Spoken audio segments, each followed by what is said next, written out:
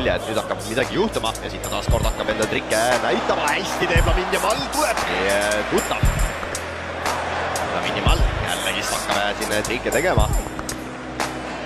Fermin Lopesele ka siit tagasi Yamalile. Jällegist Sergi Cardonat ette võtma.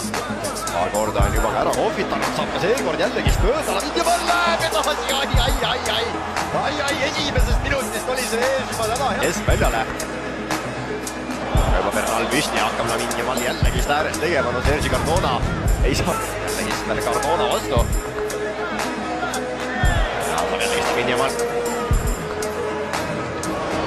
Yamal jällegist hakkab siin tegitama, siit kaotab palli ära ja nüüd on Lamine Yamalil hea võimalus. Lamine Yamal! Ola otsa. Saab Barcelona siit ka sakslase juubelit võiduga tähistada, kui Lamine Yamal hakkab kastist. Vahetustab Molerole ka, ta jääb seal Lamine Yamali vastu raskustesse ja näitab Yamal, et siit suurepärane pall muidugi Lamine Yamalile. Saab jällegi enda kübarat otsida. Barcelona keerutab. Nüüd Yamal otsib seda löögi kohta, läheb pajut.